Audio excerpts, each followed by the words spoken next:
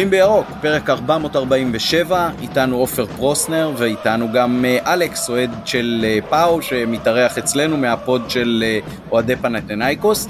אנחנו עם פרק שהוא עם שני חלקים. הפרק הראשון, החלק הראשון יהיה עם אלכס באנגלית, תודה רבה לעופר על התרגומים לאורך הפרק, ובחלק השני עופר ואני שוחחנו על ההיערכות של מכבי לקראת המשחק.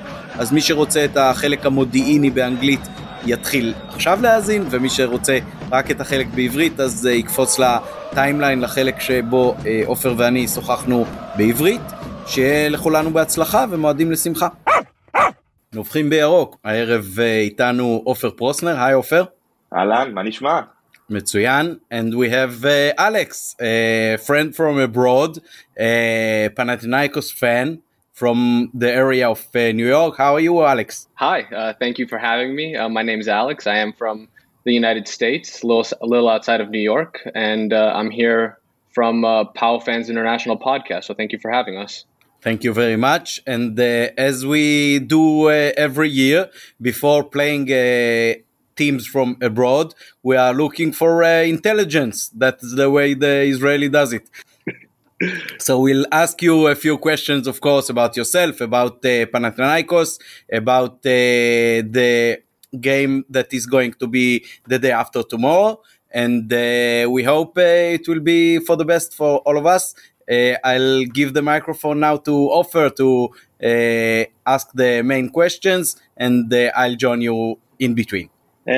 Thank you, Amit, and great having you here, Alex. It's a pleasure.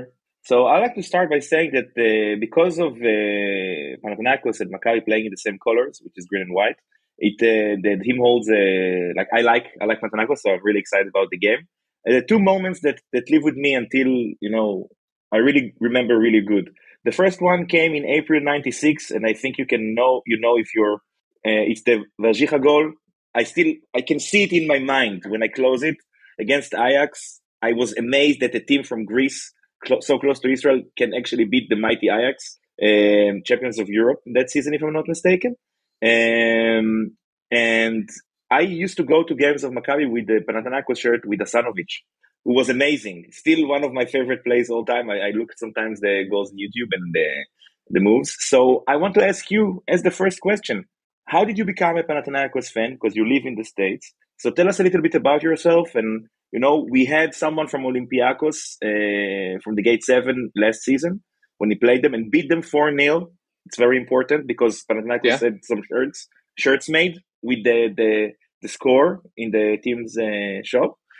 So how did you become a fan, and what is the connection? So thank you again for having me. I've been a fan my whole life. I'm younger. I'm, only 25, but I've been a fan because of my grandfather. My papu is that's what we call our grandfathers in Greek. And he was a fan during the 70s and 80s and 90s. So he would tell me stories like the one you just said about 96. He would tell me stories like that about big games, big teams we played in that era when I wasn't alive, obviously. And it started slowly for me because I was young, and he would tell me that and I wouldn't understand much, but I started understanding more and more, and I really became invested myself probably around 2008, 2009 when we were in the Europa League. We had a big win against Roma. If anybody that, in the past 15 years knows, we beat Roma twice 3-2 in the round of 32 in the Europa League, and that really kicked off my true understanding of what was going on with the team.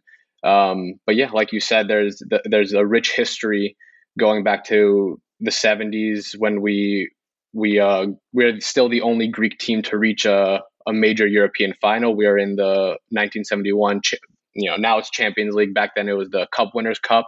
We played also against Ajax, and we lost 2-0. But that is the most bright day of any Greek team in Europe or in general. And then again in '96, we ironically also against Ajax, they beat us. And there was also in '85, we also reached the semifinals of the Champions League. So we have semifinal appearances in the Champions League, final appearances. We have a handful of quarterfinal appearances. So that's a little bit about the history and how I got into it. Yes. What's the biggest match that you were in the stadium and saw Panathinaikos? I'm going to say I haven't been able to go to many matches because of how young I am. And my mother, being a Greek mother, was always paranoid about going to the stadium. But I'm going to say I was there this summer when we beat Marseille at home 1-0. Again, it was the first leg. And then we went there and lost 2-1, but we ended up moving on. So that was the third qualifying round. And no one, even ourselves, we didn't favor ourselves very, very much. We believed we could do well, but we were the underdog. So beating them 1-0 at home and outplaying them for most of the game too was exciting. And the goal came in the 83rd minute, the only goal. So the stadium was electric. So that was a big one. That's awesome. So you told us a little bit about yourself. So, we like to get straight into the things. What is the 11 that will open tomorrow? Who you think will play? What is the system? And what is the expectation? You are you host a podcast for fans. So what is the fans' expectation for the game tomorrow? What do you know about Maccabi? Yeah. So, let's start a little bit about where the club is now. So we've been out of Europe for 6 years. This is our first European group stage appearance in 6 years. That's mainly because we had a ban from UEFA for 5 years. I think it was from 2017 to 2022 for financial reasons. So we couldn't even play. Even the years that we qualified to play in Europe, we couldn't play because of this ban. So last year was the first year that we were able to participate in Europe after the ban, but we got knocked out in qualifying by Slavia Prague in the Conference League. So this year was the second year that we were back, and we made it through all of the qualification, and that's why we're in the group stage again. But despite these bad few 5, 6, 7 years that we've had in our recent history, we're very optimistic as a fan base because of how we've played the past couple of years. We have this new coach who came in 2021. The name is Ivan Jovanovic. He's not a big name, but if anybody who's been a fan of European football for 15 or so years, remember the Apoel run that they had in Champions League in 2011-12, he was their coach. So he took Apoel from Cyprus all the way to the quarterfinals of Champions League, where they lost to Real Madrid ultimately. But they had a really good performance there. They topped a group of, it was Zenit from Russia, Shakhtar from Ukraine, and Porto from Portugal. So they were first in that group. No small deal. Then they beat Lyon from France in the next round, in the round of 16. And then they lost to Real Madrid in the quarterfinals, but still a great accomplishment from them. And, largely because of their coach, Ivan Jovanovic, who's with us now. So there's a lot of optimism around the team because he's really reshaped who we are and what we can do. And even though it's not an easy group, the group we're in Europa League, even when the group came out, we were confident that we could definitely get top 2 in the group. And we would take third. The important part for us and everyone else who's playing is, you want to play as much European football as possible, but we think we could get top 2, especially after the result we got on match day 1 against Villarreal. The Panathinaikos team is playing more offensively or more defensively. Who do you think is the starting 11, and who is the main players that we have to take care of? Right. So in terms of, let's start with offensively, defensively. We play an open game. We like to hold the ball. We like possession. We like to play through our wings. That's where most of our attacks come. In terms of defense, I think we are very strong defensively. Jovanovic, our coach, he likes to be strong in defense. Last year in 36 league games, we conceded probably just over 20 goals. Maybe not even that, somewhere between 15 and 20 goals. So last year we were very solid defensively. Most of our problems did come in attack. Not that we weren't scoring many goals, but, for a team that finishes second in the league, you expect them to, maybe average about almost 2 goals a game or something like that. And it was a struggle sometimes to score. We'd get out with a lot of 1-0 1-0 wins when you feel like we should have been winning 2-0, 3-0. So I'd say defensively, there's not many issues. Offensively was where there was more problems. This year, it's been a little different. We've conceded more goals, but also opened up more in attack. We've, in the league, we've only had 5 or 6 games in the league, 5. But, there's been 3-4 goals in plenty of them. But we've also, conceded not a ridiculous amount, but last year at the same point, we might have not conceded any goals through 5 games, while this year we've already conceded 3 or 4 goals. So it's a little different system than last year. On paper, it looks the same, but it does look a little more open in terms of going forward and attacking. That being said, let's talk about the lineup. So we do play a 4-2-3-1. That's basically what it is every single game. You could expect that almost 100%. The 4-2-3-1 kind of becomes a 4-3-3 when the wingers obviously, move into the final third. But our backline, our goalie is Brignoli. He's the best goalie in Greece, almost undebatably. So he'll be in goal. He plays most of the games, whether it's league or European matches. Our left back is a little bit of a question. We could go either way. We have 2. One is Juankar, who's a Spaniard, and the other one is Mladenovic, who's new this year. One is more attacking than the other. Mladenovic, he pushes forward more. We could see either one depending on how I think we view, being the team, Jovanovic views Maccabi, and where he sees there's going to be a bigger problem, either defending or attacking. If he wants to go more attack, he will play Mladenovic.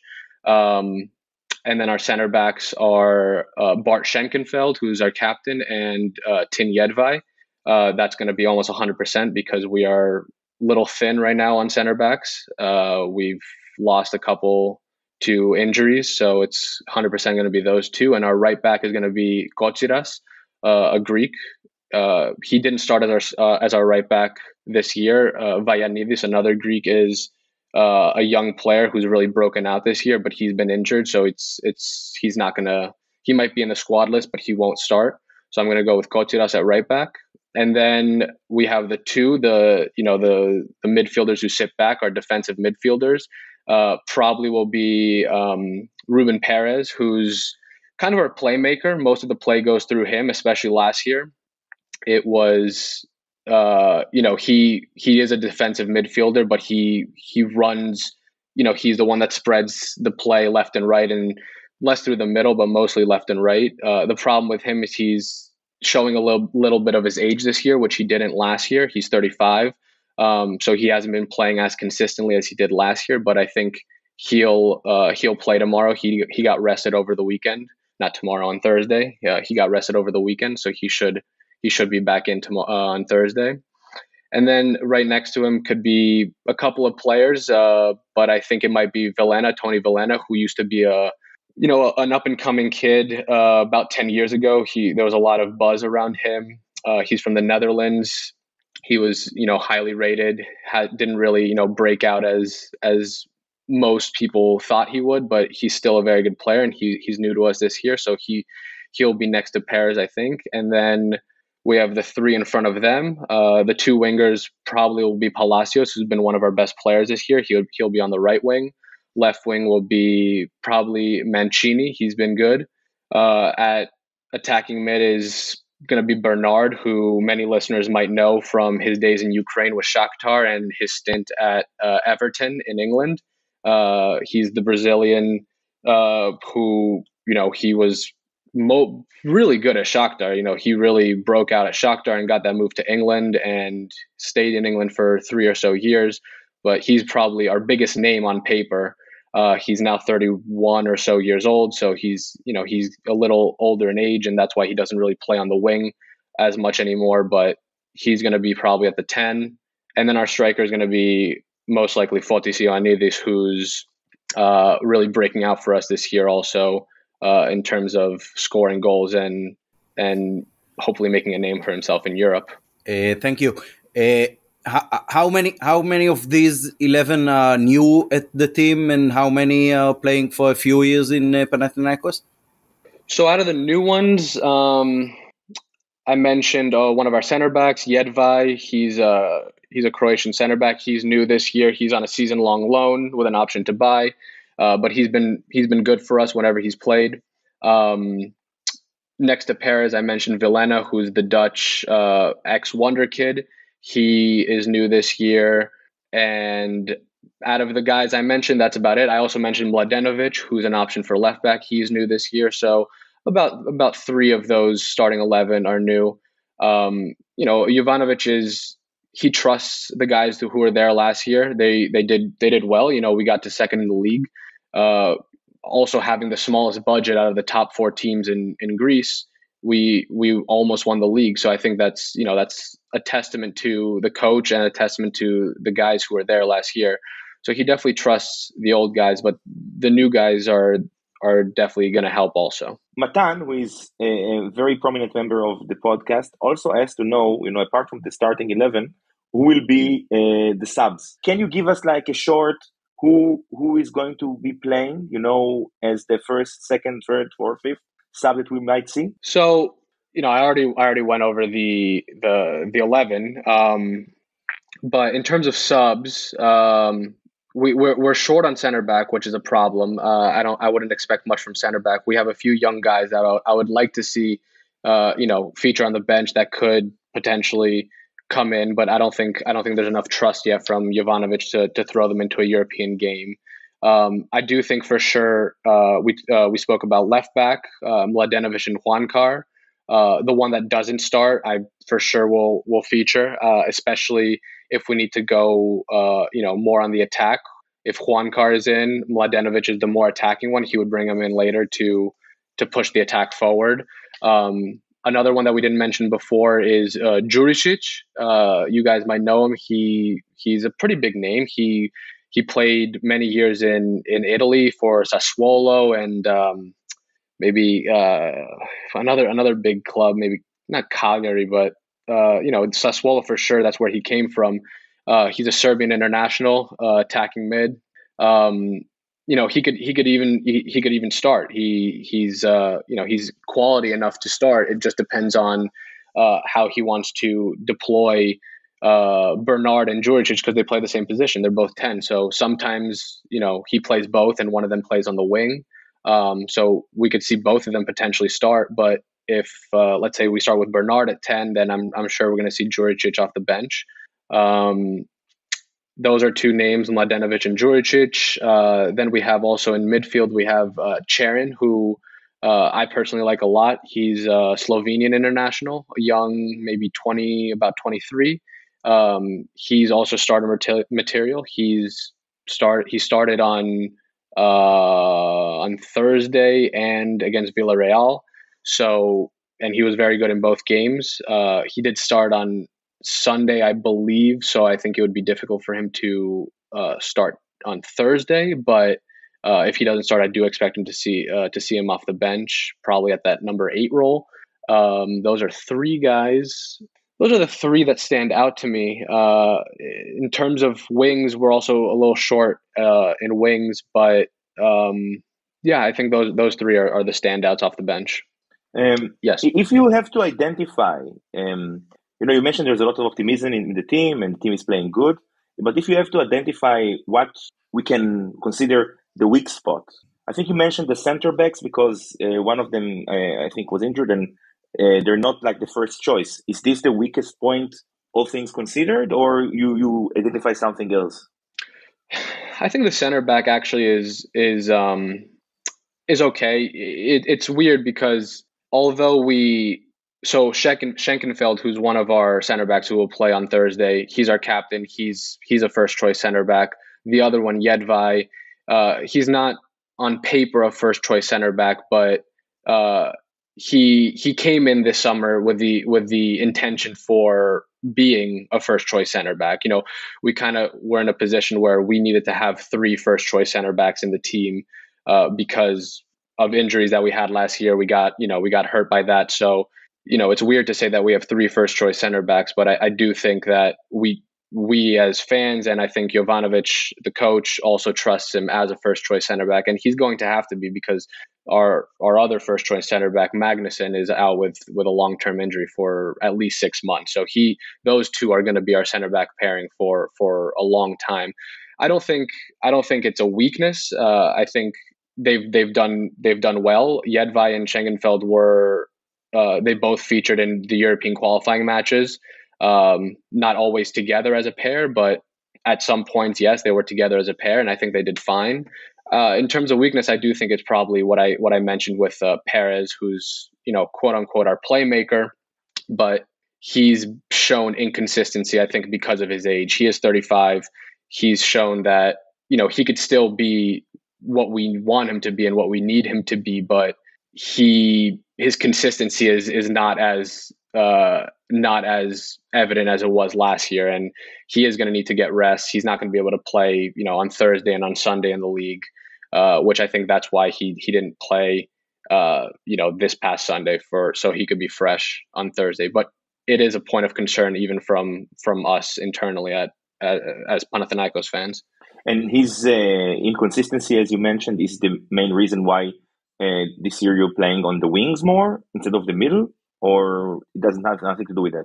I don't think it has much to do with that. Even last season, we played a lot on the wings. That's how Jovanovic likes to play. You'll see a lot of crosses. We spread the ball wide. The wing back on the side of the attack will join the attack. So you'll see the right wing and the right back, for example, be close to each other, give each other support, and put in crosses together.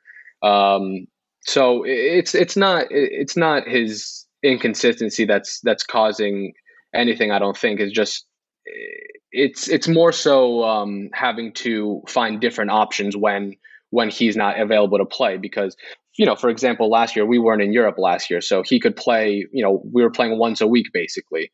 Every Sunday we were playing, and he could do that. For him, that was okay. But now that we're playing Sunday, Thursday, Sunday, Thursday, Sunday, Thursday, he's not going to be able to do all that. And I think Jovanovic has to find other options to solve when Perez can't play or when he's not as effective as he would like to be.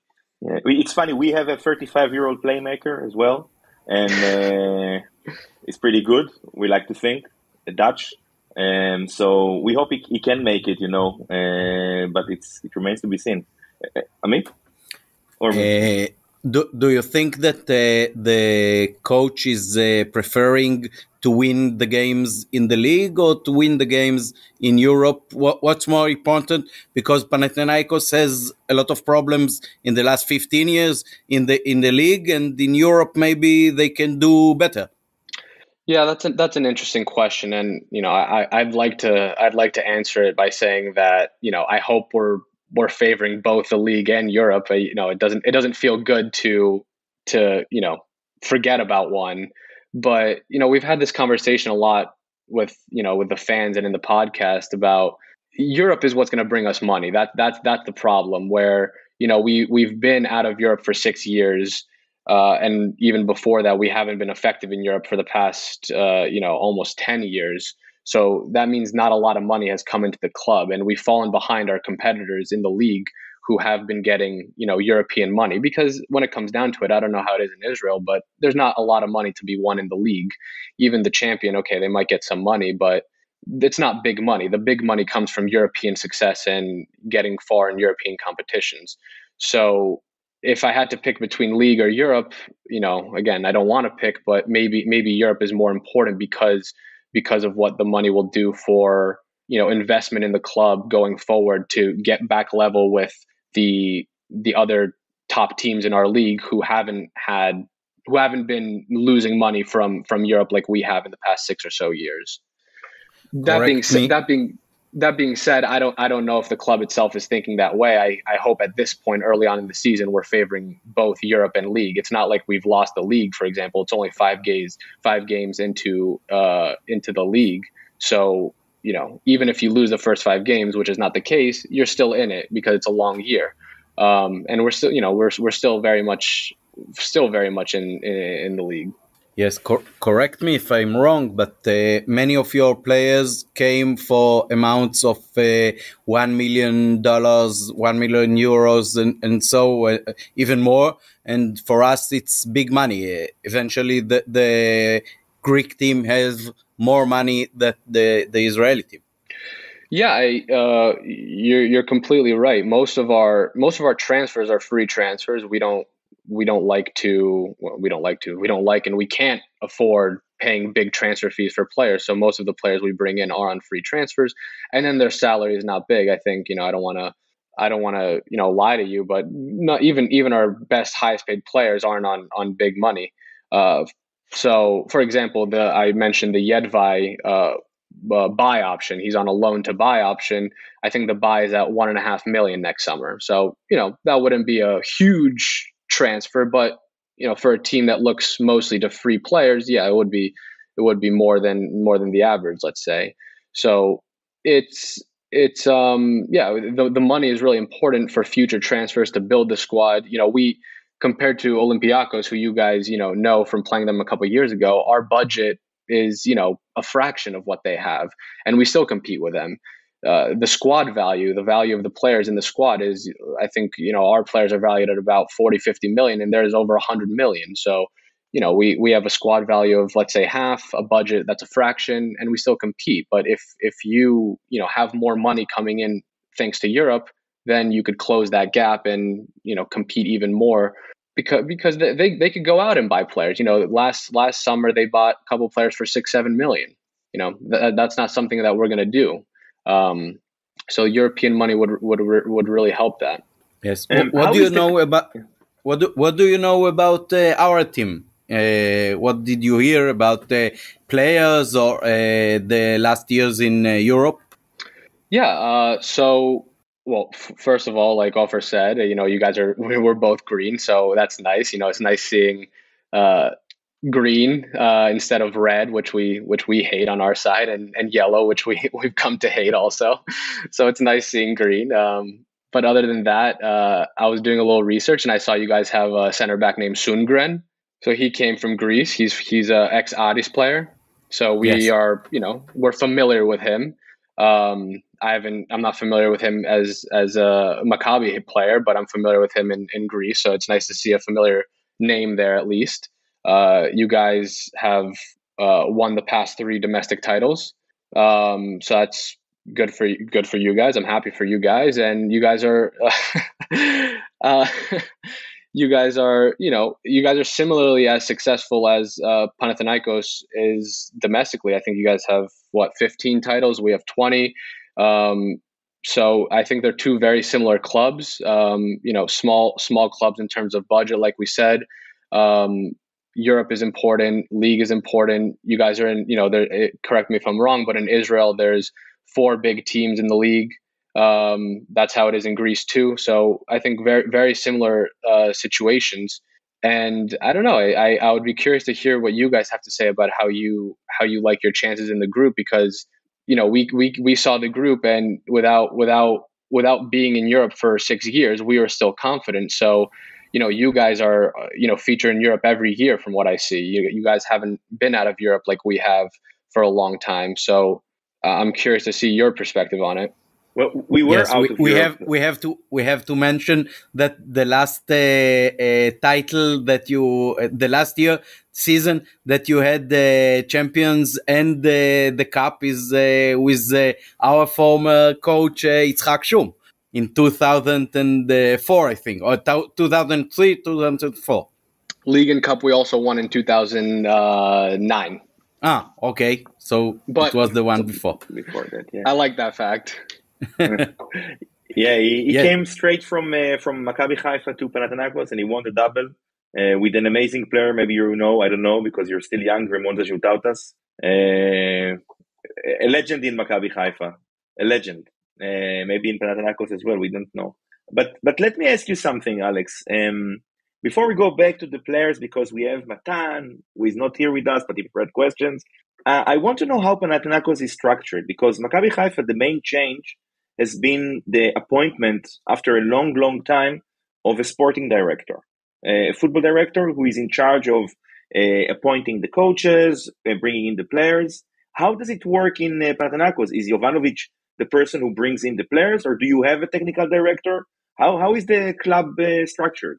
Yeah, that's an interesting question, and that gets really into, you know, some of our complaints as fans. We have our president owner is called Alafouzos, and he's been there for about, he's been there for about 10 years, let's say, or more, and he's been the owner for, let's just call them the bad period in our recent history, which has been from 2012 to 2020, 21, about 10 years. And we've seen a lack of investment from him in the club in terms of bringing in players, which is something that as fans we've been vocal about, because he's an owner, so it's not like he doesn't have money. He does have money, but there's still a lack of investment. And credit to him, maybe some people won't love hearing this, but he did erase our debt, which was substantial, and it caused us to have problems in the 2010s, that decade. But that's as far as I could go. Other than that, there has been a lack of investment. So in terms of who's calling the shots in players, it's a little unclear even from our perspective. But I do think most of us would say that it is Jovanovic. It is him who is bringing in the players he wants according to the style he wants. And the reason I say that is because it's kind of gone the same way every transfer window that he's been here, where he leaves the transfers late, which has hurt us in the past. For example, this past January, we were short on players. We needed to bring in signings to hold our gap between first and second, and he just waited too long. And he would apologize in press conferences, saying, this is basically my fault. We're doing it. It's happening, but. Yeah, so to answer your question, I do think most of the shots are coming from Jovanovic, our coach, in terms of which players we're bringing in. And it's very interesting because it's similar to what, waiting until the end of the transfer window is something that Maccabi fans know all too well, not in a nice way, although it's changing in the last I think, few years since the new sport director is here. And I also wanted to ask you, again, we'll get to your question. We'll answer it about how we see our just in the group. Don't worry. We want to hear afterwards who are the main substitutes that we'll also get to see, but we'll get there. You talked before the pod. We know that red and green, like Haifa, it's also red and green, Maccabi versus Hapoel. But you mentioned before that there is a newly minted rivalry with AEK. So can you tell us a little bit about the rivalry with Olympiacos, and then how it started also with the yellow side of the city? Because Olympiacos is a different city, right? Piraeus is not Athens in formal sense. Right. So Olympiacos is technically outside of Athens. They're from the port of Athens. Depending on who you ask, they like to claim they're in Athens, this or that. They're geographically they're located outside of Athens. They're in the port of Athens, so they are not in Athens. Let's just go from there. But they are our biggest rivals domestically. They are, it's in Greek. It's called the derby of eternal enemies. It's the two most successful Greek clubs in history, both domestically and in Europe. So everything is on the line when we play. Pride, more titles, more pedigree, more wins, there's all of that. That's how it has been through history, but they're not in Athens. So if we look within Athens, our Athenian rivals are AEK, the yellow team, who, regardless of what their fans will say, and I don't want to be disrespectful, but the two biggest clubs in Greece are Olympiacos and Panathinaikos. There's not a debate there. And the third would be AEK. And recently they've the rivalry with them has become more heated, especially after last year. It was us and them competing for the title for basically the whole season, and we ended up losing it to them in the last couple of games, which obviously hurt us. They were happy about it, but it goes more than just winning or losing the title. There's been a lot of stuff on the field with them. I don't love to complain about the refs refereeing, but they did get a lot of favorable calls throughout the whole season. That I'm not saying that's why we lost the league, but it definitely factored into there being hostility between the two clubs. Yeah, no, I just say that whoever is listening to the podcast can really relate, because we are subject of, officials and the referees always favoring the yellow team instead of the green team. I think Amit will agree. And we are so understanding and complain about the refs away. It's a safe space, Alex. So here, we always get, badly treated by the refs, and we hear you. So complain away. Don't worry. Yeah, getting treated poorly by the refs is nothing new. We've lived through it with Olympiacos, because they always had refs in their pocket for years. If anybody has followed the Greek league for when in the early 2000s or 90s or 2010s, you'd see ridiculous stuff that happened referee wise, favoring Olympiacos, because they had them in their pockets, and it all comes down to corruption, this and that. But where it's a problem with us is that, and I'm curious if it's the same case with Maccabi Haifa and you guys, is where our owner lacks a backbone, which is something that the other teams in. No, this is true. You're laughing, but this is true, and we'll all say it. It's not just me. The other teams that we compete with, for example, Olympiacos and AEK, their owners will come out and defend their club. They stand up for their club, while our owner, he kind of, I don't want to say he lets us get run over, but we have instances of bad refereeing, and not much is said about it. He doesn't make his voice heard, even though he can. He likes to stay respectable. Like, he doesn't like to delve in those. Yeah, That's a nice way. That's a nice way of putting it. That's you can say that this is our owner or president, because we believe the true owners of the club are the fans, not. But I'll tell you how I see it. Look, the other teams in the league, they refer to our owner as the ones who is running the league, but this is of course preposterous. As you know, it's the same. And I think one of the things I like to hear when we host fans from abroad, they always say the same thing, except for the Olympiacos fans. I guess he knew that they have the refs. I'm sorry if you hear me, Kostas, but it's true. But you talked about the fans are, and it's one of the things that I really am curious about. First question, we heard some reports. I know the first game against Villarreal was in Oaxaca, but we heard that there are some issues with the stadium, and the last game, or maybe the next one against Ren, might not take place in Oaxaca, but instead of and there is an issues with approving, I think, Nicolaides Stadium. Can you maybe give us some information about that? What's going on with that? And also, after that, tell us a little bit about the fans. Are they the ones who are, you mentioned there was a bad few years, but the fans kept on, pushing the team forward. And is there more patience as compared to the Olympiacos fans? We had friends who went over to Olympiacos, and they said that once Maccabi was 2-0 up, the fans started booing, and they made the team even worse than it was. And is Panathinaikos the same? Okay, so let's start with the stadium. So the deal with the stadium is this. Our home stadium is Apostolos Nikolaidis, which you mentioned. We call it Leoforos. That's its nickname. So if you hear me call it Leoforos, that's why. It's the same thing, same stadium I'm talking about. That is our home stadium.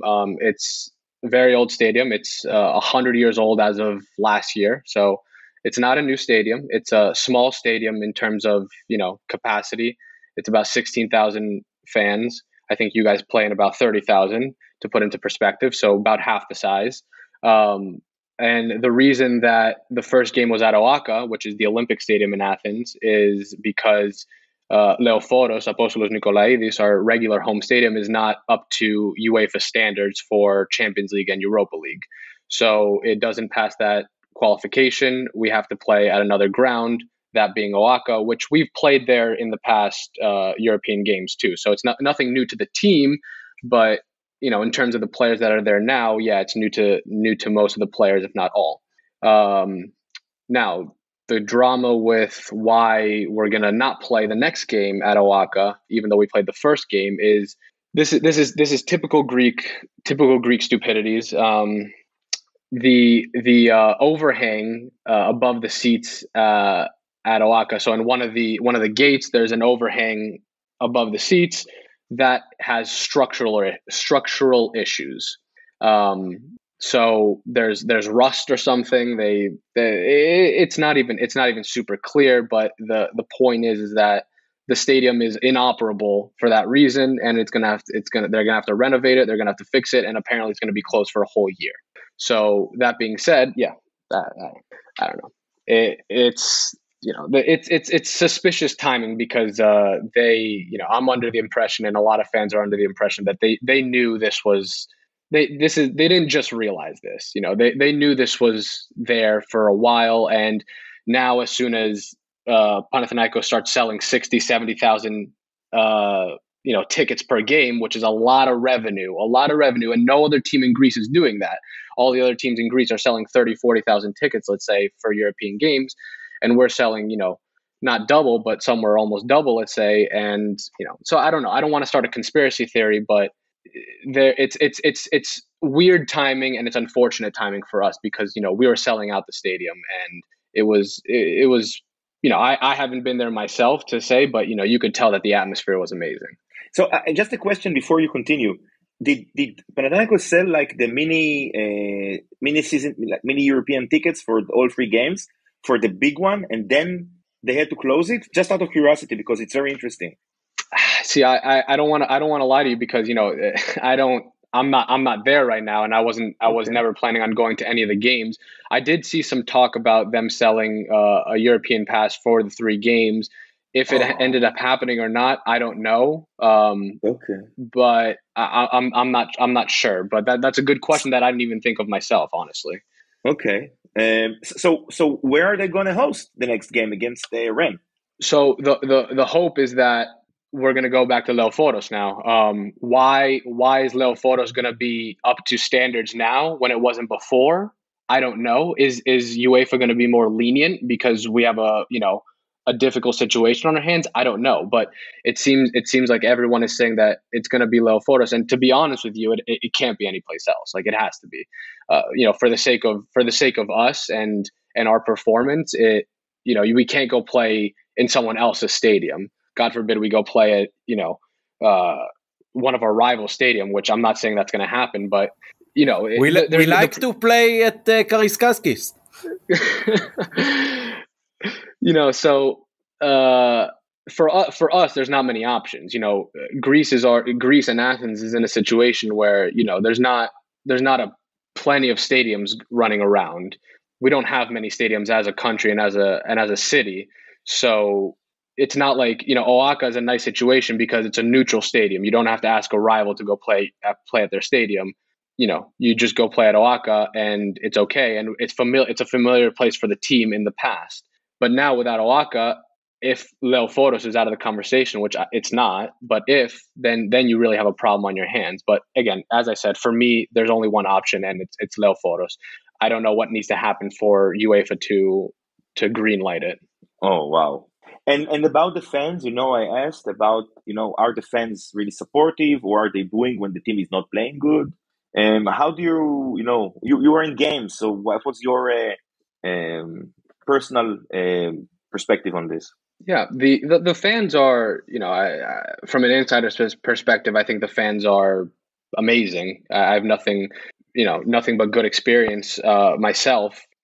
But, when I was there over the summer, I went to every game I could go to, and most of them were friendlies. There were a couple of European matches that I went to, but I saw everything. I saw losses, I saw draws, I saw, big wins against Marseille.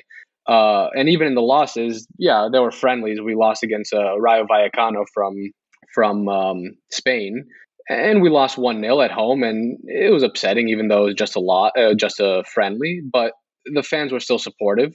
The fans always try to be there. It's a small stadium, 16,000, but even against the small teams, it's selling out or nearly sold out. there's a lot of patience from the fans because of the drastic improvements that we've seen since Jovanovic has been here. So it's been since the summer of 21. Now it's just over 2 years. This is his third full year. And since he came, it's really given fans a reason to, support the club. Fans like me support the club no matter what, but maybe the ones who were in and out, it really gave them a reason to come back in and really dive into the team. And we've had nothing but good experiences with him since he came, especially performance-wise. That's what's the most important. I think, you want to win the titles, and that's what counts at the end of the day. But he's really made it enjoyable to watch the team and wait with anticipation for the games. The slogan for last year, as a team, we started saying, we start looking forward to Sundays again, because there was a long period of time where you didn't look forward to Sunday, or you didn't care about Sunday because you weren't playing for something, or you knew what you were going to see on Sunday wasn't amazing. But now we have a reason to look forward to Sundays, because every Sunday we expect the win. Every Sunday, the fans who are in Greece, they want to go to the stadium. It's a nice experience, and it's an exciting thing again, which it hadn't been for so long. So yeah, there's patience, there's optimism, there's everything. It's a good time to be a Panathinaikos fan, and especially a young Panathinaikos fan, because a lot of the young fans don't know the European success that we had in the 90s and the early 2000s. But now, hopefully, just moving forward, we get back to the European success, and they've already gotten a taste of beating teams like Villarreal, beating teams like Marseille. So yeah, it's a good time. Do you think that it's risky for our fans when we'll play abroad against Panathinaikos, or that the fact that we are both green teams will be something that will relax both sides? Yeah, that's a good question. The green definitely helps, so you could blend in. That's first and foremost. That's nice. But I think Greek fans have a reputation which is not the best, and I've seen it firsthand. Not the worst of it, but even if you're just a fan and not at the stadium, you get the idea of what's going on. And I think the biggest problem is the toxicity between the fans within Greece. There's not a lot of friendliness, or at least as much friendliness as there should be, because we're all friends. We're all, just because we wear a different color doesn't mean anything. But I do think it's primarily between the fans within Greece. It's very hostile. Away fans are not allowed in the derbies in Greece. So when we host Olympiacos or AEK, there's no away fans. Same thing when we go there. That's with the big games. When you get those smaller games, yeah, you see traveling fans. But I don't want to speak on the behalf of everyone, but I've only seen good experience when I've been at the stadium. It's. We were asking because there was an incident this summer. I don't know if you heard, between AEK fans and I think it was Dynamo Kiev, and it was a whole thing. And for Dynamo Zagreb. Sorry, my mistake. And it's all of us went to games abroad. Amit and me, and we were in Lisbon, and Amit was more than me in a lot of places. And we usually are not afraid. We usually blend in, and we talk with the home fans, and everything is good. But Greece recently, what happened there was a little bit scary. So this is why we're asking. But maybe AEK is something completely different than Panathinaikos. I don't know.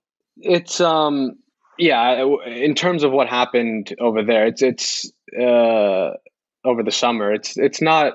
How can I put it? It's not an easy thing to talk about, because it's not a 5-minute conversation. That's why we could have a whole podcast just about that. What happened, without going into details, is it's not good from anybody, any side, in my opinion. I think because you also don't know what is true and what's not. You hear the sides of different fan bases. Even the news has no idea what's going on. Greece is a weird place where there's a lot of untrustworthy things that you hear. So, I think everyone's to blame some more than others. It takes two to tango. I think, everyone's to blame, and we've had, not the best showing in certain instances. We had, we played AEK recently, last Monday, so just about a week ago, and the Ultras Gate 13 put up a banner, which it was uncalled for. They didn't have to do that. It was just a bad showing. So what I'm trying to say is that everyone's to blame. We've had bad moments. They've had bad moments. The Croatians have had bad moments. I don't know what else to say about that. But in terms of coming to Greece, I would like to think it's fine. I would hope that it's fine, and I would see. I think it's civil when it's not. Against when there's not underlying things, it's civil. Do you know how many fans are coming from Greece to the match in Haifa? I don't know. That's a good question. I haven't seen. I'm curious to see how many tickets were sold. But when we went to Braga for the playoff round of the Champions League, there was not many. There was a few hundred, I think. We had a small section in the upper tier, and it was a few hundred, and they were a good presence. They for a small group, they were a good presence. That's also Portugal, which is farther away than Israel, not by much, but I think Israel is probably an easier place to go to for Greeks than Portugal. But number wise, I don't have a number for you, but if there was a few hundred at Braga, I'd hope it would be that much and more. In the betting internet sites, I saw that they are giving Haifa a more bigger chance to win the game. Do you feel the same? How do you expect the match to be? You think that you're going to win? Is it going to be a draw? What are your feelings? I think it's going to be an interesting game because, correct me if I'm wrong, I was looking at Maccabi Haifa's recent games, and you guys have scored a lot of goals, but you also have conceded a lot of goals. And I think that maybe helps us a little bit because we have been having a little bit difficulty scoring, but recently it's been coming along.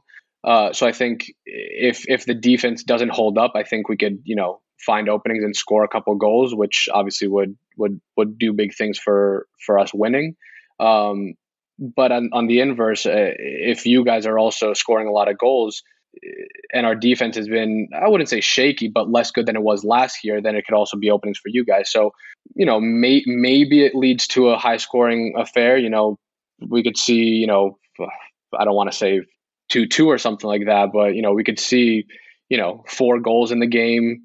It seems like, 2 goals is almost certain based on how each team has performed in the recent games. So I think upwards of 2 goals, 3-4 goals is possible. I don't know what else to say. Then it seems you know enough about our team. You put it correctly. Yeah, you asked before what we think. We have some issues with defense. I would say some very big issues. I would say, as you mentioned, we conceded a lot, and this is why some of our fans are kind of like, well, for us, I think. I don't know if Amit would agree, but this game is the game for us to get some points.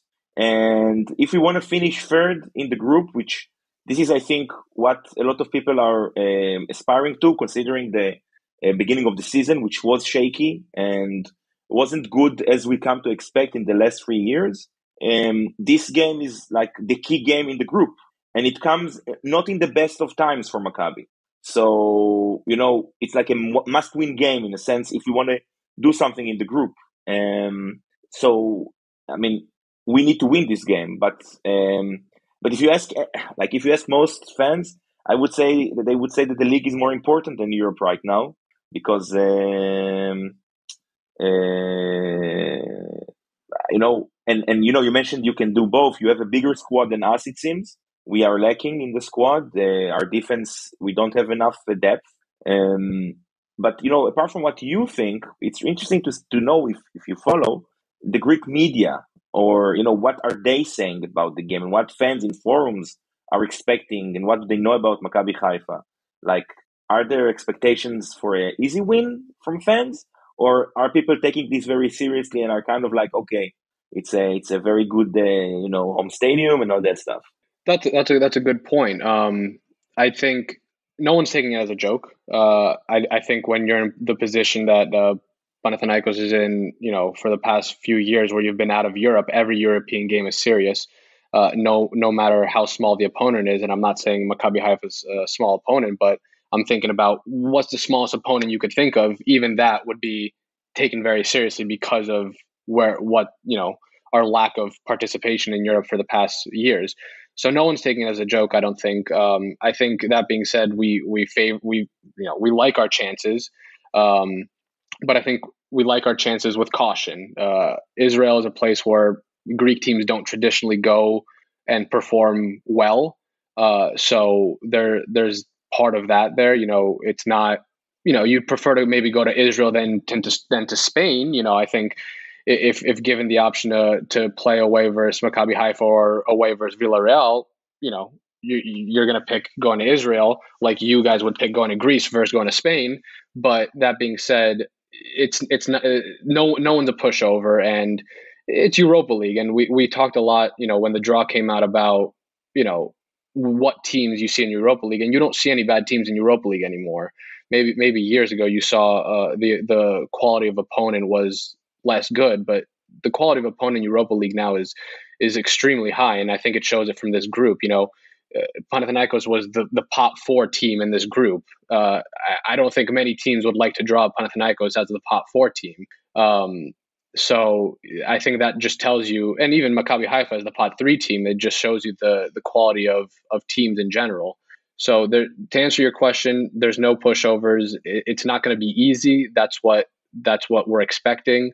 But that being said, I think minimum we're looking for is a draw. I think if we go there and lose, I'm not saying it's not possible, but I think based on how our performances have been to start off the year, apart from one game against AEK, which was unfortunate, you don't want to perform poorly against your crosstown rivals. But other than that one game, we've had a really good start to the year. I think everything performance has been good, results have been pretty good. European run has been good so far. Qualifying went well. Yes, we got knocked out of Champions League qualifying, but we knocked out Marseille. We beat Villarreal on day one. So, and not only did we beat Villarreal, we outplayed them for almost the entire game.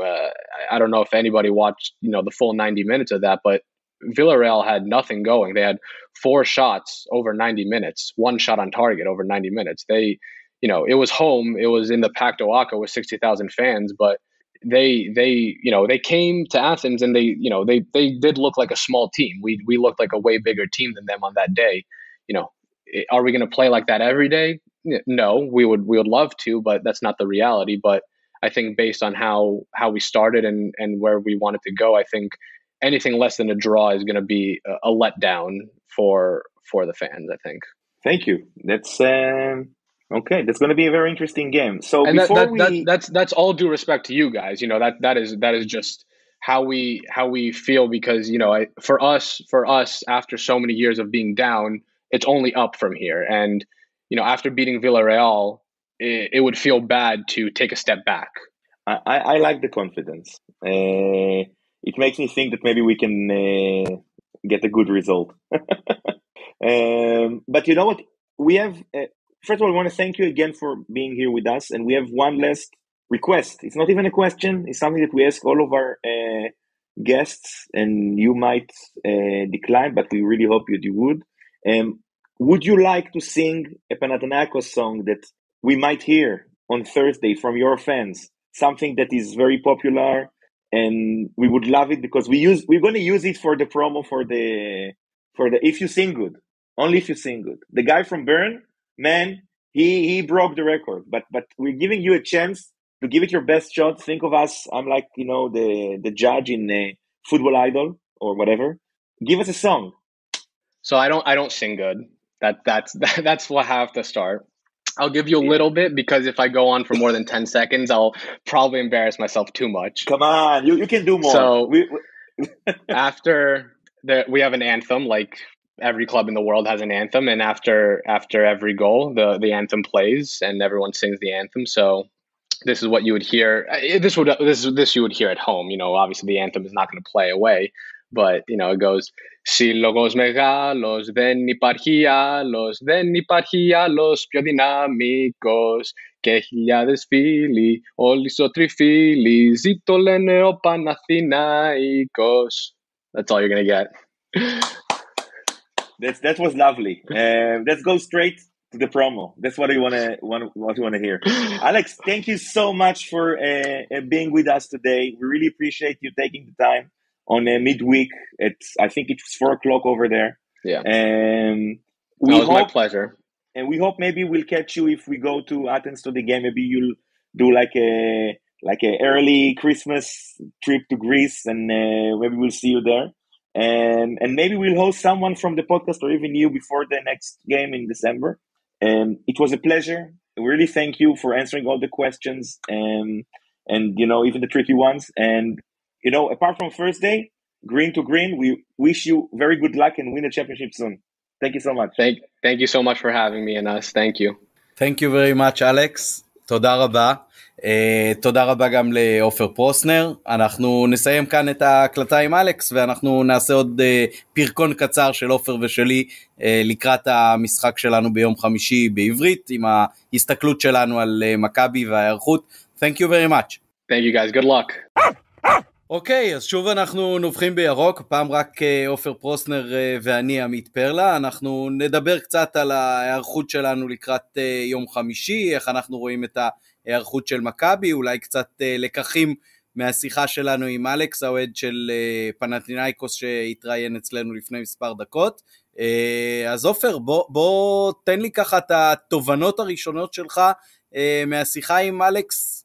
זה עשה אותך יותר אופטימי או יותר פסימי לגבי המשחק שלנו מחרתיים?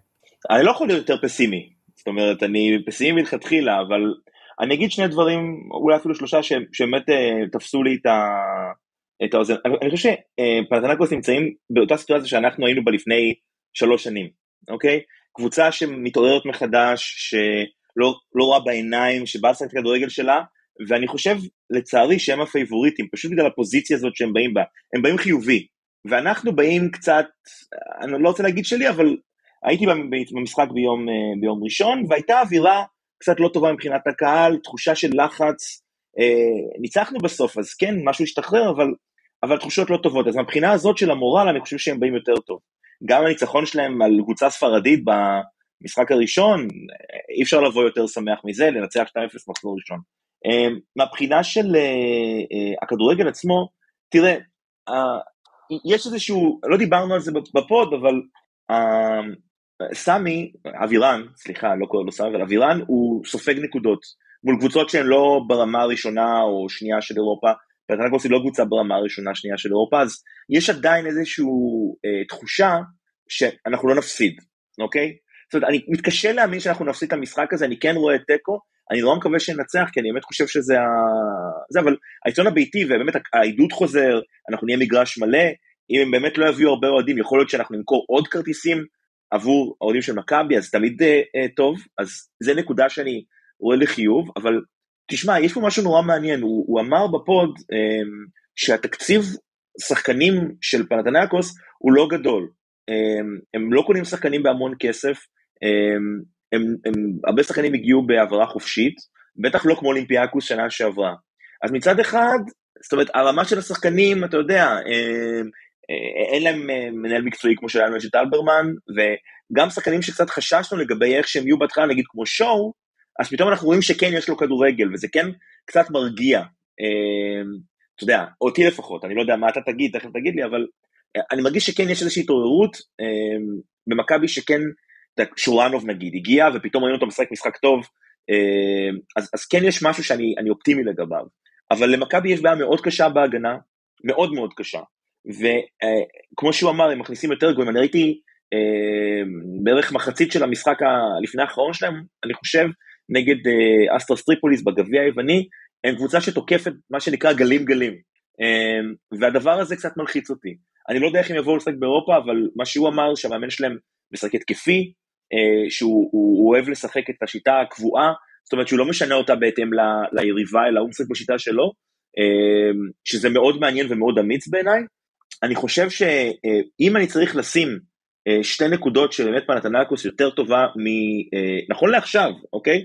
וזה לא כשום ביקורת לאף אחד, זה פשוט איך שאני מאבחן את המציאות, יותר טובה עם מכבי. אחד זה בהגנה, כי כנראה שההגנה שלהם יותר טובה, הוא אומר 3 שחקנים, אחד פצוע אמנם בסנטרבק, אבל עדיין ההגנה שלהם יותר טובה, ככה זה נראה לפחות עם מה שראיתי ממכבי העונה, קשה לי לחשוב על הגנה פחות טובה ממכבי, לפחות לפי 3 שנים האחרונות, יסלחו לי המאזינים, ובעמדת המאמן, לא שאני מזלזל או לא מזלזל בדגו, אבל מאמן שלקח קבוצה כמו הפועל ניקוסיה, עד לרבע גמר הצ'מפיונס, אוקיי? זה מאמן שיודע מה הוא עושה, והעובדה שיש שם המשכיות, ואצלנו זה מאמן שנה ראשונה, שעדיין יש לו הרבה מה ללמוד, בהנחה שאני מאוד מקווה שיתנו לו ללמוד את זה, אז כן, יש להם יתרון גם בהגנה, גם בעמדת המאמן, אז אני פחות אופטימי. איך אתה רואה את זה? טוב, האמת שהנקודה האחרונה שלך היא באמת הנקודה שהכי הדאיגה אותי, ולא רק בגלל מה שהוא אמר ספציפית על איך שהמאמן משחק, אלא על עצם העובדה שיש מאמן עם המשכיות, זה משהו שלדעתי מלמד הרבה על הקבוצה, והיא בקבוצה שבפירוש נמצאת בקו עלייה, עשו תוצאות יפות מאוד באירופה, להדיח את מרסיי, אמנם בפנדלים, אבל במשחקים שהם כבשו בהם, גם במשחק חוץ נגד דניפרו הם כבשו בחוץ, וגם מול ויה ריאל כבשו 2 שערים, והעובדה שהוא ציין שהם היו לויה ריאל רק 4 בעיטות לשער, זה משהו שמאוד מאוד משמעותי. אני כן חושב שהכוח של אצטדיון הבית יכול להיות חשוב מבחינתנו, זה מאוד תלוי איך דגו יצליח להעלות את הקבוצה.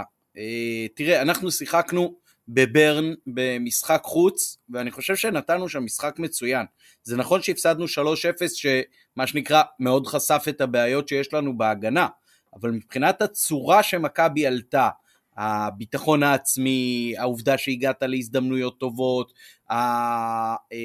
הטמפו של המשחק, היה בפירוש טוב מאוד, בטח לפני שספגנו את 2 השערים הראשונים. אני מקווה שנצליח לתרגם את זה לשערים, ולשערים מוקדמים, זה מאוד חשוב. מכבי השנה כל פעם נקלעת לפיגור, וזה עושה לה הרבה מאוד בעיות, ומול קבוצה באירופה, שהיא קבוצה עם חוזקה התקפית, זה לא משהו שאפשר יהיה בהכרח לחזור ממנו בקלות. ולכן, אם אנחנו נפתח את המשחק טוב, בצורה חזקה, גם מבחינת הביטחון העצמי, וגם מבחינת הקצב, וגם מבחינת מימוש הדבר הזה לשערים, אז יש לנו סיכוי לעשות דבר גדול. אבל אני בפירוש לא אופטימי, אנחנו הולכים להתמודד מול קבוצה חזקה, אני חושב גם שמתייחסים אלינו היום יותר ברצינות באירופה, בטח קבוצות בסדר גודל של פנאתינייקוס, זה לא קבוצה כמו, אתה יודע מה, אפילו יובנטוס, שבאה לפה, אבל היא אומרת, אני יובנטוס, מי זה מכבי חיפה, ואז היא יכולה להיות מופתעת ולספוג מאיתנו צמד במחצית הראשונה, ולא להצליח לחזור. קבוצה כזאת שבאה ולא תופסת מעצמה יותר מדי, אפשר היה לשמוע את זה ממש בצורה שהוא דיבר איתנו, גורמת לזה שאם הם באים במלוא הרצינות שלהם, אז מה שנקרא, אנחנו בבעיה קשה, ואם לא נהיה ממש ממש במיטבנו, אז זה עלול להיגמר עצוב, אולי אפילו עצוב כמו בצרפת במחזור הראשון של שלב הבתים. אני רק אוסיף אפילו, אתה צודק 100%, אני מאוד מסכים איתך, אני חושב שיש 2 דברים, זאת אומרת שמאוד בלטו, פעם באנו בתור בלתי ידועים כאלה, אבל ספציפית מול קבוצה כמו פנאתנייקוס, אחרי שניצחנו נגיד אולימפיאקוס 4-0, אף אחד לא מזלזל. הוא אמר שקבוצות יווניות לא שיחקו טוב באופן מסורתי בישראל, וזה נכון. ואני חושב זאת אומרת, מאמן סביר והגיוני, כמו שהמאמן שלהם, ככה הוא נראה לפחות, כמו שהוא מתאר אותו, יעשה הכנה לדבר הזה, ויכין פסיכולוגית אפילו יותר מכדורגל, כי הוא לא משנה את הכדורגל שלו יותר מדי. אז יש פה איזושהי הכנה פסיכולוגית, והדבר הזה במכבי פתאום, באמת אחרי 3 שנים, אתה יודע, אני כבר לא זוכרתי איך זה מרגיש, וזה היה כך רחוק ממני, אבל פתאום יש דיבורים על חוסר שפיות רצון של שחקנים, על סבא, על דין דוד, על כעסים. הדבר הזה לא היה קיים ב3 שנים האחרונות. לא שמענו בלגנים בחדר הלבשה, לא שמענו על מישהו לא מרוצה, או לא יודע מה. הפעם האחרונה שאני זוכר שמישהו לא לחץ יד למישהו, זה הסיפור עם בלבול וחזיזה. ואתה יודע, אז יש משהו במכבי שקצת יצא מאיזון בדבר הזה, וזה בסדר, אוקיי? היה הרבה החלפות, שחקנים חשובים עזבו, שחקנים חדשים הגיעו, צריך לתת סבלנות, מאמן חדש הגיע, אבל יש תחושה שלי לא קלה, שכל זבוב קטן הופך לפיל, ואני חושב אני לא יודע איך עושים את זה, כי אני לא מאמן, אם הייתי יודע זה היה נהדר, למצוא דרך להרגיע את הדבר הזה, זאת אומרת, אם מה שאני חושב שיקרה, דיה סבא יפתח נגיד ביום חמישי, אולי אפילו דין דוד יפתח, או ייכנס ראשון, או משהו כזה, אז אפשר לשים את כל הדבר הזה במנוחה, אבל כל הדיבורים האלה מסביב, לי אין מושג מה קורה במועדון, מרגישים כמו משהו שלא היה הרבה מאוד זמן, ואני חושב שאפילו יותר מהכדורגל, ההגנה חשובה, אני נגיד מאמין ששימיץ' כן יכול לחזור לעצמו, לתת לו צ'אנס, הוא יכול להשתפר, אני לא מאמין שהוא כזה גרוע, אחרת לא מביאים אותו, אני באמת מאמין שהוא יהיה טוב, אוקיי? ייתנו לו לשחק בהדרגתיות, יחזירו אותו. אבל הקטע הזה, של הדברים שמסביב, יותר מלחיץ אותי, ומכבי, הדבר שהכי הכי הכי שימח אותי, במשחק האחרון, בנתניה, ואגב גם מול פתח תקווה, זה שמכבי נשארה קבוצה עם סף שבירה לא נמוך, אפילו די גבוה. חטפים שער, מכניסים אחד. חוטפים שער, מכניסים עוד אחד. זה היה דבר גם נגד פתח תקווה. באירופה זה הלך פחות טוב, מכבי כן יש לה את האנרגיות האלה, מכבי כן יכולה, היא חוזרת מפיגור לא מעט פעמים, אני מקווה שהפעם לא יצטרכו לחזור מפיגור, כי אני מרגיש שמול פנאתנייקוס זה הרבה יותר קשה, כמו שאמרת.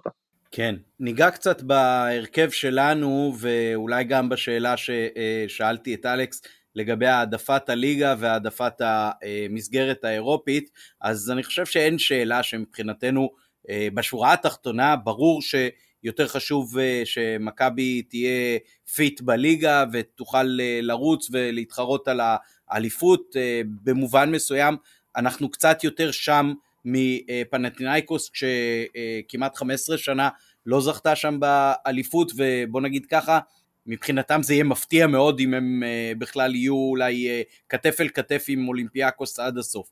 אני אקריא פה את מה שמתן כתב אחרי המשחק שלנו בנתניה לגבי הרוטציה שהוא היה עושה, ואז אנחנו ננסה קצת לגעת באיך אנחנו היינו חושבים שמכבי צריכה לשחק. אז מתן כתב שמבחינתו לא צריכים לפתוח נגד פאו, שון גולדברג, אלי מוחמד, צ'רון שרי ופרנזי פיירו. קודם כל תתייחס לציטוט הזה ותגיד מה לדעתך צריך להיות ההרכב של מכבי. אני לא מסכים עם הציטוט של מתן, אני מבין למה הוא אומר את זה. אני אתן את ההרכב שלי בלי להתייחס רגע אני חושב שאנחנו צריכים להיות עם ההרכב החזק שלנו, ואני אסביר גם למה. נגד ויאריאל הייתי לא זורק, אבל בחוץ בטח. תלוי מה המצב, תלוי גם מה המצב בבית, כן, אפילו שזה כאילו המשחק הבא, אז עוד אי אפשר לקבוע, אבל אני כבר מסכים איתך על זה, שמבחינת מכבי, זה המשחק שצריך לעלות בו בהרכב הכי חזק, אם אנחנו עוד רוצים להישאר רלוונטיים בבית הזה, להמשך המסגרת האירופית, ולא למזמז פה עוד 5 משחקים, בואי נה, זה גם כאילו הקבוצה לא יכולה לגמרי להתפרק, וראינו שמול היריבות האלה, אפילו כשעלית עם ההרכב הכי חזק שלך, זה היה מאוד מאוד קשה, אתה לא יכול להתבזות. לא, אתה לא יכול להתבזות, כי אני חושב שזה מקרין. זה מקרין לליגה, זה מקרין לאוהדים, זה מקרין למה שאתה מנסה להשיג השנה, ואתה יודע, אני חושב שזה נדב שאמר לי, ואני לא בטוח, נדב קוגלר, שיש השפעה לזה שאנחנו לא בצ'מפיונס ליג השנה, ושחקנים שהגיעו ורצו את הצ'מפיונס, וזה לא קרה, ויש בגלל זה איזושהי ירידה ברמה שלהם. אני חושב שזה מובן, גם אם זה לא אידיאלי, אבל יש אפשרות לעשות קמפיין מאוד יפה. כשאני דיברתי עם מתן בפוד לפני הגרלה, אוקיי? מתן אמר שבפברואר יהיו 2 קבוצות ישראליות שישחקו באירופה, אוקיי? זה ציטוט של מתן. מהפוד הזה אפשר להביא אותו אם רוצים. כדי שזה יקרה, אנחנו צריכים לעלות עם ההרכב הכי חזק שלנו. זה אומר קיוף בשער, הוא עבר השוער הראשון שלנו, אם אפשר ג'וש כהן, אבל זה לא יקרה. זה אומר עם סונגרן וקורנו, זה אומר בעיניי, איך שאני הייתי משחק, אוקיי? הייתי משחק עם סק וגולדברג כמובן, והייתי עולה עם שואו ומוחמד, ואז השחקן החמישי פה, זה או קשר אחורי נוסף בדמות ג'אבר, או בלם נוסף בדמות שימיץ'. זאת אומרת, הייתי משחק או עם 5 מאחורה, או עם 4 ואז 3 קשרים אחוריים. כי חשוב מאוד במשחק הזה, אנחנו ראינו כמה ההגנה של מכבי פריצה, כמה היא פריחה, כמה קל לקבוצות כמו נתניה, להגיע בקלות, בהזדמנות מצד לצד, ואם הקבוצה, ובמיוחד מה שהוא תיאר, אלכס, שהם משחקים באגפים, האגפים יכול להיות נקודת תורפה מאוד גדולה של מכבי, תלוי מי אתה עולה, ובגלל זה, כאן אני נורא מתלבט, כי מצד אחד אני רוצה שסבא יעלה, אבל סבא לא עושה הגנה כמו חלילי. חלילי רץ על כל המגרש, בכל מקום, כושר גופני שלו הוא באמת פנומנלי, נורא חבל לי שחזיזה לא ישחק, אני חושב שהחיסרון הכי גדול של מכבי, ראו את זה אגב מול ברן, איזה חשוב הוא היה, ואז מול רן כשהוא לא שיחק, ראית איך זה נראה, אז אתה יודע, לא הייתי עולה עם רפאלו והייתי עולה שחקן, הייתי ממשיך אולי עם שורנוב, ואני אפתיע אותך, אוקיי? שהייתי עולה בלי שרי במשחק הזה, מכניס אותו בתור מחליף במחצית שנייה, ועולה עם דוד ופיירו ביחד. אז יש לנו 5 בהגנה, 2, לא, רגע, סליחה, מה הייתי? יש לנו 4 בהגנה. תראה, אמרת או 5 בהגנה, ו3 קשרים, ו2 קשרים יותר הגנתיים, נכון. או 4 ו3 קשרים הגנתיים. בדיוק, אז ובלי שרי, ועם חלילי, דוד ופיירו. 4-3-3 שיכול להפוך אפילו 4-5-1, או תלוי. אבל ככה אני הייתי עולה מאוד הגנתי. מאוד מאוד הגנתי במשחק הזה, יחסית למה שאנחנו עולים בדרך כלל, כי ההגנה של מכבי זה אולי החלשה שלה, והיא צריכה עוד שחקן שם. אני לא יודע אם ג'אבר זה השחקן הזה, אני לא יודע אם גוני נאור זה השחקן הזה, כרגע זה ג'אבר, אין מישהו אחר, הוא הכי טוב, למרות שקבלת ההחלטות שלו היא לא כל כך טובה, אבל אם שואו משחק 6, עלי באמצע וג'אבר טיפה יותר למעלה, זה יכול לעבוד, או שוב, עוד בלם, כי מכבי לא יכולה להרשות לעצמה, ואז מה שאני חוזה בדמיון שלי שיקרה, שנצליח להחזיק את המשחק מאוד רגוע, בלי לספוג, אני מקווה, אולי להפתיע עם איזה שער או לא, ואז לקראת סוף המשחק, כשהקבוצות מתעייפות, שיש פחות כושר, גם הם משחקים לא עם הרכב מלא, וגם לא עם משחק כזה גדול, להכניס יותר שחקנים מתקפים, ולנסות לגנוב שער ניצחון. ככה הייתי משחק. טוב, אז על ההתחלה אני קצת יכול להסכים איתך, אבל על היתר לא. אני חושב שעם כל הבעיה שיש לנו בחלק האחורי, אתה קצת מנסה לעשות מה שהצוות האוסטרי עשה בנבחרת, וזה שאין 2 בלמים טובים, אז נכניס 3 בלמים לא טובים. שזאת בעיה, זה לא בהכרח הבלמים שלו טובים, אבל לנסות ולרכז עוד ועוד כוחות בהגנה, שההגנה לא משחקת טוב, לדעתי דופק אותך פעמיים. א', אתה פחות יכול לשחק התקפה, וב', אתה פחות יכול להביא את החוזקות שלך, שבכל זאת קיימות בחלק הקדמי. אני לא אגיד שלי אין התלבטויות לגבי ההרכב המועדף עליי, אבל אני אגיד ככה, אני כן אולי הייתי משחק עם 3 בלמים, שאחד מהם יהיה שימיץ', והיתר זה כאילו כל ההגנה הרגילה, ואז יש את סונגרן וקורנו באגפים, שנכון שסונגרן הוא לא מהתומכים היעילים ביותר שלנו בחלק הקדמי, אבל בכל זאת אתה בזכות זה יכול לקנות הגנה יותר חזקה. לפניהם הייתי כן משחק עם שואו ואלי, שזה לדעתי הצמד המרכזי היותר חזק שלנו, אני כן הייתי עולה עם שרי מבחינתי, גם מבחינת הכדורגל וגם מבחינת ההנהגה של הקבוצה מאוד מאוד חשוב, ומשחק לפניהם עם 2 חלוצים, שזה פיירו וסבא, שורנוב שיחק, ושיחק טוב, אבל כן הייתי יותר משתמש בו כחילוף וחילוף מוקדם אולי, אם יש צורך בחלקים היותר מאוחרים של המשחק, אבל כן הייתי נותן לסבא, סבא בכל זאת שחקן מאוד מאוד יוצר, בלי חלילה, או שאם רוצים כן טיפה יותר להמר, אז חלילה כשחקן אגף, ואז כאילו כן לשחק 5-3-2 שהוא קצת יותר התקפי, ואז יש את חלילה וקורנו כשחקנים שתומכים, ואז הבלם השלישי גם יכול להיות סונגרן, זה גם נותן לנו את הגמישות הזאת של לעבור פתאום מ5 בהגנה ל4 בהגנה, ולדחוף את חלילה יותר קדימה.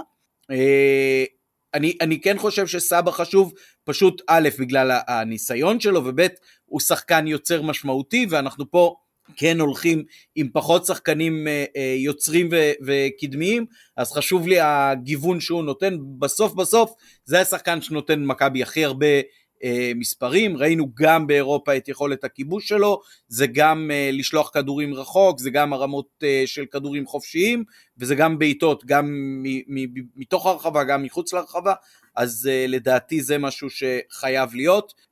האימור של מתן על לוותר על כל השחקנים הכי חשובים שלנו בסדרה המרכזית, פשוט אומר מבחינתי, זה כמעט כמו דגל לבן על אירופה. כן, וזה בדיוק העניין, זאת אומרת, אני חושב ששנינו מסכימים על זה שאנחנו רוצים לנצח את המשחק הזה, אבל אני חושב שאני יותר רוצה לא להפסיד. אני מודה, אני חושב שאם לא נפסיד את המשחק ונעשה תוצאה, אפילו תיקו טוב, זה ייתן איזשהו, מאוד מפחיד אותי להפסיד, לחטוף שער ופתאום להתרסק. כי זה קצת הרגיש מה שקרה ברן. השער המוקדם הזה, תוך דקה, כמה זה? תוך דקה הפקיעו לנו? כן, תוך דקה. העניין הוא שלדעתי ההרכב, כן, אבל ההרכב שאתה מציע, בהרבה מאוד מובנים אומר, אנחנו נשב מאחורה ונחכה, וכשההגנה שלך לא טובה, אז אתה לא תשב ולא תספוג, אתה גם תשב מאחורה, וגם תספוג, וגם לא תוכל להחזיר. ככה אני תופס את זה. זאת אומרת, דווקא הפחד שלי, הוא שכן ייווצר משחק כזה, כמו ברן, שאנחנו בכלל לא מצליחים לצאת קדימה, כי אין לנו מספיק שחקנים, שיעשו משהו עם הכדור מעבר לחצי, או בכלל יחזיקו אותו באזור החצי. זה הפחד שלי, ולכן אני כן חושב שאנחנו צריכים לשחק קצת יותר מכבי ההתקפית, ולבוא באותה רמת מחויבות שבאנו בברן, שאני אומר עוד פעם, זה לא היה משחק עם הרכב הגנתי, והצלחנו לעשות את זה, ויכול להיות שאם המשחק הזה ששיחקנו שם היה משוחק בארץ, גם התוצאה שלו דרך אגב הייתה שונה. כן, אתה יודע מה, תראה, אין תשובה נכונה פה, אתה יודע, בסופו של דבר מי שצריך להתמודד, אתה יכול להגיד, פרלה אתה צודק, אני לא יודע מה להגיד לך, תראה, אני חושב שאחרי הרבה מאוד זמן אני קצת מפחד, ולא פחדתי. שנה שעברה היה באמת לוקסוס מאוד מאוד גדול לאוהד מכבי באירופה, במשחקים האלה, כי לא פחדנו. כאילו, מה הכי גרוע שיכול לקרות? נפסיד לפריס סן ז'רמן? אוקיי. כאילו, בסדר. גם ככה אנחנו נפסיד לפריס סן ז'רמן. אז כל דבר היה סוג של בונוס, ואני חושב שהכל מקבל הרבה יותר משמעות עכשיו. זאת אומרת, אתה לא יכול להרשות לעצמך, כמו שאמרת, להתפרק במשחק הזה ספציפית. ואם זה יקרה, אז אני מפחד מאוד שזה ישפיע, אתה יודע, אנחנו הולכים לבאר שבע ואז מכבי תל אביב. שני הפסדים במשחקים האלה, אתה לא יכול לא להסתכל קדימה. זה מכת מוות לעונה. אנחנו נהיה פיגור מאוד גדול, שיהיה קשה מאוד לסגור, אז אני גם מבין את מתן, אבל, תשמע, זה ככה זה שאתה קבוצה רצינית, אתה צריך שיהיה לך סגל יותר גדול, אתה צריך להשקיע יותר מאמץ, ואתה יודע, אני אגיד לך משהו, נדב, ישבתי לו במשחק בנתניה, והוא שאל אותי מה הייתי עושה עם סק, הייתי יותר לנוח, כי סק קצת לא נראה טוב אולי, ודברים כאלה, אמרתי לו, אני נותן לסק לשחק את כל המשחקים 90 דקות, בתקווה שבמשחק האחרון לפני ינואר הוא ייפצע, ולא ילך לאליפות אפריקה.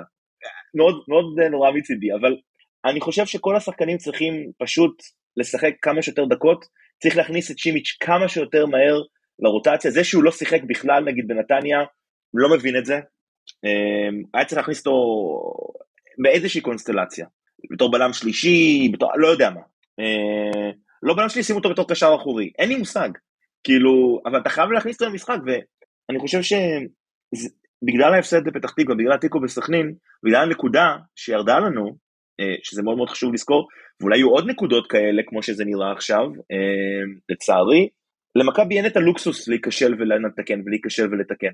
לא כמו שהיה לה בשנה שעברה, ולא כמו שהיה לפני שנתיים. אלא אם אנחנו פתאום ניכנס לאיזה סריה של 10 משחקים של ניצחון, כמו שהיה בעונות האחרונות של בכר, קשה לראות את זה קורה השנה. אז למכבי אין את הלוקסוס הזה, לוותר על אף משחק. אז כן, אתה יודע, אנחנו צריכים לשחק עם כל השחקנים החזקים, עד שהם יגידו די, דגל לבן אין לנו כוח יותר. כן, אני איתך, אבל אני אגיד ככה, גם אני כמובן מבין את הנקודה שממנה יוצא מתן, אני רק חושב שאם אני צריך לוותר לחלק מהשחקנים המרכזיים על משחק או על מחצית או על לעלות בהרכב, זה יהיה פחות משמעותי אם זה יקרה מול באר שבע. כי מול באר שבע אנחנו מכירים את הליגה. דין דוד טוב בשביל לשחק בליגה, אפילו מול באר שבע, ושימיץ' מספיק טוב לשחק בליגה, אני מקווה, אפילו מול באר שבע, וגוני נאור יכול לשחק בליגה מול באר שבע, ויכול לתת לפיירו ושרי, ואפילו עלי מוחמד, דקות לנוח מול באר שבע, אבל לשחק את המשחק אולי הכי חשוב שלך כרגע במסגרת האירופית, כי אם אתה מפסיד להם בבית, זה באמת נגמר הסיפור, אבל אם אתה מנצח או אפילו מוציא טקו נגדם, אז העונה האירופית שלך ממשיכה. אני מזכיר גם את שנה שעברה בצ'מפיונס, גם עונה לפני זה בקונפרנס, מכבי הגיעה למחזור האחרון או הלפני האחרון, כשעוד יש לה סיכוי לעלות ולעשות משהו. נכון. אנחנו לא יכולים לוותר על זה בשלב כזה של העונה. אפילו מול פנאתינייקוס בבית, טקו 0, כמו שהיה לך נגיד מול פיינורד במשחק הראשון בקונפרנס. זה היה משחק ראשון, פה זה משחק שני, כן, כי אז פתחנו בבית, אבל זה משהו. זאת אומרת, כל נקודה חשובה, וכרגע אפילו אתה לא יכול לדעת ב100% מי תהיה המתחרה שלך על המקום השלישי, כן, once פנאתינייקוס ניצחו את ויאריאל, אז הכל יכול להתהפך, לך תדע, אולי ויאריאל מפסידה לרן, ואז אומרת, אוקיי, פאק את הליגה האירופית, ופתאום מתמקדת הרבה יותר בליגה, ואתה פתאום יכול להוציא מולה משהו שלא חשבת בהתחלה. אז אם אתה רוצה בכלל להישאר על הגלגל, אתה חייב להוציא נקודות, ואתה לא יכול לוותר על 4 שחקנים בסדרה המרכזית, כמו שמתן מציע, ככה אני רואה את זה. כן, ואני אגיד, אני מסכים איתך ב100% מה שאמרת, ואני אגיד לך דבר אחד, תראה, מכבי מרגישה קצת, אולי זה התחושה שלי, טיפה חלודה, אבל אתה רואה שלשחקנים יש להם הם עדיין מכבי, יש להם את הכישרון, יש להם את היכולת, ראית את זה מאוד טוב מול נתניה, ואני חושב שהדבר שיוציא את זה מהם, זה לא מנוחה, זה עוד משחקים, עוד משחקים ועוד משחקים ועוד משחקים, ואולי אתה יודע, קל לי להגיד את זה מהצד, אני לא יודע איך שחקן מרגיש, לא הייתה להם מנוחה הרבה מאוד זמן, 3 שנים רצוף שמשחקים, אבל נראה שהם צריכים עוד משחקים, לא פחות, לאו דווקא מנוחה, לא בטוח שמנוחה עוזרת, אז בוא נריץ אותם, בוא נראה מה קורה, אני בטוח גם בלבול וגם בחר שחקו את הסגל, זה נכון, ולפעמים אתה משלם על זה בסוף העונה, אבל סליחה, א', אתה רוצה להגיע לסוף העונה כשאתה עוד תחרותי, אז אם כל הזמן אתה תסתעסק בעיקר ברוטציה, או בספירת צהובים, כמו שפעם דיברנו עם מתי, כן, מי ישחק, מתי ישחק, מין להיות סדרן עבודה כזה, אז אתה מוריד את העיניים מהמטרה המרכזית, והמטרה המרכזית היא להמשיך להיות תחרותי, כרגע בשני המפעלים, ואחר כך גם בגביע, כדי שבסוף העונה אתה תוכל לספור את הכסף במדרגות. אז מה שיצטרכו לעשות ואיך שיצטרכו לעשות בחלון של ינואר מבחינת השלמות והתאמות, סבבה. אבל קודם אתה צריך להגיע לינואר כשזה בכלל עוד עונה רלוונטית מבחינתך, ואתה לא כבר נערך ל-24-25. אז מבחינתי, כן, כרגע זה שיא המאבק. אנחנו עכשיו הולכים ל3 משחקים שאחריהם יש פגרת נבחרת, כן? 2 משחקים פנאתנייקוס ואז באר שבע ואז פגרה. באר שבע ואז פגרה, כן.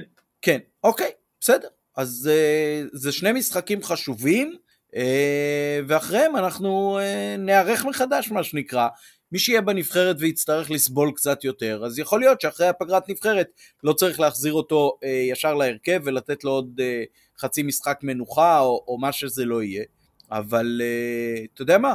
המשחק בבלומפילד מול מכבי תל אביב, יכול להיות שדווקא שם, שזה משחק שוואלה, גם להפסיד בו, זה משהו שלא בהכרח בנית על 3 נקודות שם בתחילת העונה, אז יותר קל לי חצי לזרוק את המשחק הזה בהרבה מאוד מובנים, אבל המשחק בית הקרוב, ממש ממש לא. אני בטח לא רוצה שיזרקו את הדרבי, כמו שאתה יודע, אני מעדיף להפסיד מכבי תל אביב מאשר להפסיד את הדרבי, אני מסכים איתך, אתה צודק ב100%, וזה גם מה שהתחלתי להגיד בהתחלה, מכבי כאילו קצת ויתרה על העונה, כאילו אוהדים, לא מכבי, אוקיי? העונה לא נגמרה, העונה רק מתחילה, ואנחנו חזרנו מדברים הרבה יותר גרועים, הוא סיפר שנה שלהם הובילו ב-13 הפרש, הפסידו את האליפות. אחרי ינואר גרוע שהיו 3 משחקים בו. מכבי יש עוד המון זמן, אנחנו שחקנו 4 משחקים? ברור, מה, תחשוב על העונה של אתר מול אוסקר גרסיה, שברגע שבנאדו נכנס שם בסביבות המחזור העשירי נדמה לי, הוא עוד הספיק לעשות רצף כזה של תוצאות, שלקראת הסוף צמצמנו עד 5 הפרש. אז לדבר עכשיו על מה יהיה בעוד חודשיים, זה ממש ממש מוקדם, וכרגע אי אפשר להוריד את הרגל מהגז. חד משמעית, אני איתך לגמרי. אז אנחנו לא מורידים את הרגל מהגז, זה המסקנה שלנו. לא מורידים את הרגל מהגז, באים, מעודדים בכל הכוח, מכבי עם תוצאות מאוד לא טובות בשלבי בתים באירופה עד כה, אבל בבית זה בפירוש משחק שאנחנו יכולים לקחת. מכבי הראתה בעונות האחרונות עד כמה אצטדיון הבית הוא מבצר. אני מזכיר שניצחנו פה את סלאביה פראג, שראינו שזו קבוצה מצוינת, ניצחנו פה את סטרסבורג, ניצחנו פה את יובנטוס, אולימפיאקוס, אמנם היה תיקו ברגע האחרון, אבל משחק שהיינו בו לגמרי טובים ושווים את התיקו הזה לפחות, אז וואלה, גם לנו יש מה לבוא עם ביטחון עצמי, והקבוצה הזאת אפילו תחת דגו הראתה שיש לה את זה. זאת אומרת, אני אומר עוד פעם, ההפסד בברן היה מאוד מאוד מרגיז, אבל מכבי שיחקה טוב במשחק הזה, זה ה-3-0 שם וה-3-0 ברן, זה שני יקומים ממש מקבילים. נפרדים. כן, זה גם שתי קבוצות ברמה אחרת כנראה. כן, לבוא באנרגיות טובות. מעניין אותי מאוד, מסקרן אותי מה יהיה מבחינת האולטרס בין הקהלים. לדעתי הקהל שלנו והקהל של פאו יש ביניהם איזשהו סוג של אחווה וידידות, אם אני זוכר נכון, שלטים אפילו ביציעים וזה. פחות נכנסנו לזה עם אלכס, כי הרגשתי שהוא פחות בסצנה הזאת, אבל אני מאוד מאוד סקרן לראות מה יקרה עם זה מחרתיים. עוד משהו עופר, או שהולכים לגהץ את הצעיפים? רק דבר אחד אני אגיד, הסיפור על האצטדיון פשוט מדהים, אני בשוק שזה אשכרה דבר שקורה, אתה יודע שהוואק הזה, צ'ון האולימפי, זה אצטדיון כאילו ששיפצו אותו לאולימפיאדה לפני מה, 20 שנה? כאילו, ערכו בו השנה משחקים עם 70,000 איש, ועכשיו, לפני שבועיים, 70,000 איש מול ויאריאל, ועכשיו רואים להם שלא יכולים לשחק בזה. זה דבר, אתה יודע, היה את הסיפור הזה עם הגג של טרנר, זה נראה לי משהו דומה, אבל כאילו, אתה לא חושב שדבר כזה יקרה באצטדיון אולימפי? כאילו, עם הגג של בלומפילד זה לא יקרה. לא, זה באמת הזוי. תשמע, גם העובדה שקבוצה כזאת שאנחנו מסתכלים עליה בכל זאת בסדר גודל מאוד מאוד משמעותי, משחקת כרגע באצטדיון ביתי של 16,000 מקומות, זה גם נשמע מאוד מאוד מוזר. כן. זה כי אין להם כסף מוזר חדש. והעובדה שהאצטדיון הזה לא אושר בעצם לליגה האירופית, זה ממש עושה סימן שאלה. אני דווקא חושב שיש סיכוי שלא יתירו להם לארח שם, והם יערכו באצטדיון אחר ביוון אולי. אם אני צריך לנחש, אני אנחש שהם לא יערכו בלאופורוס, כי הוא לא מספיק טוב, זאת אומרת, אתה יכול לראות איך הוא נראה, ואתה תבין לבד שהוא לא יכול לארח משחק בליגה האירופית. אני חושב שבצער להם יצטרכו לארח באייק, כי לדעתי באותו יום שאנחנו משחקים, שהם באותו יום במשחקים שלהם, אז יש 3 קבוצות מהטונה שמשחקות בליגה האירופית, וגם אולימפיאקוס וגם פנאתינייקוס משחקות באותו יום בבית, אז שזה משהו מאוד נדיר, אז אני חושב שהם יצטרכו לארח באייק, אבל זה ניחוש, אני לא יודע להגיד לך, מה באמת הולך לקרות. מעניין מאוד. לך תדע, יכול להיות שבסוף זה יהיה ב-GSP, שם אנחנו רגילים לשחק מול קבוצות יווניות. האמת שכן, זה יכול להיות אחלה של פתרון, אהבתי. יפה. טוב, עופר, אז תודה רבה על הפרק הקודם, ותודה רבה על הפרק הזה. תודה רבה שהתארחתם אותי שוב, אני מאוד שמח להיות חלק מנובחים, וירוק עולה. הפעם שמכבי, לא שנתן. תודה רבה גם ליונתן אברהם שיערוך את הפרק הזה, בהצלחה למכבי מחרתיים, אנחנו אחר כך גם נסכם את זה וגם נערך לקראת משחק הבית מול באר שבע ביום ראשון, שיהיה לנו הרבה בהצלחה והמשך מועדים לשמחה לכל המאזינים. ביי ביי.